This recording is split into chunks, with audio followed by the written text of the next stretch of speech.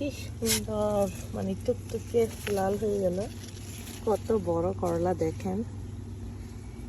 এটা হলো আমার বাগানের ফ্রেশ তিত করলা, আমি বীজের জন্য সংগ্রহ করে রাখলাম।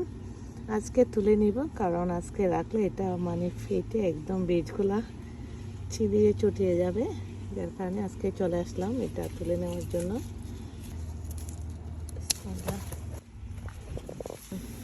বাহ, মাশাআল্লাহ, করলাটা দেখেন কি সুন্দর লাগতেছে। কত বড় একটা করলা দেখেন।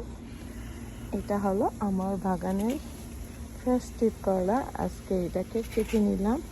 এটা আমি বীজের জন্য সংগ্রহ করে রাখবো, ইনশাল্লাহ নেক্সট ইয়ার যেন সেম বীজ আবার লাগাতে পারি। যাই হোক, আজকে আপনাদের সাথে ছোট্ট একটা ভিডিও শেয়ার করলাম। এখন বাসায় গিয়ে করলাটাকে কেটে ভিতর থেকে বীজগুলো আমি নিয়ে নিব। চলুন তাহলে আপনাদের সাথেও শেয়ার করব। এখন আমি বাসায় দিতে যাচ্ছি, এটাকে কেটে ভিতর থেকে বীজগুলো নিয়ে নিব। এই যে আমার পাকা তিত করলা বাসায় নিয়ে আসলাম, এখন এটাকে কাটবো।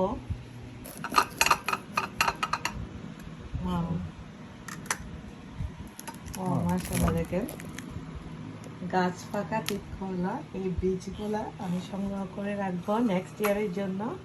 কি সুন্দর, মাশাআল্লাহ মাশাআল্লাহ। বীজগুলা আমি ভালো করে ওয়াশ করে ড্রাই করে নেক্সট ইয়ারের জন্য সংগ্রহ করে রাখবো। ওকে, বাই বাই। পাকা তিত করলা বীজ আমি এটা প্লেটে নিয়ে নিচ্ছি এখন।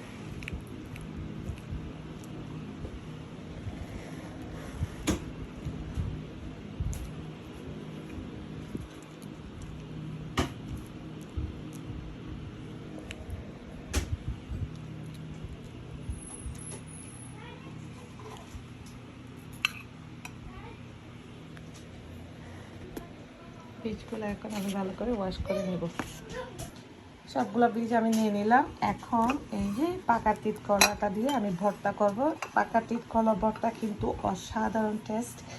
আজকে এই পাকা তিত করলাটা দিয়ে আমি ভর্তা করব।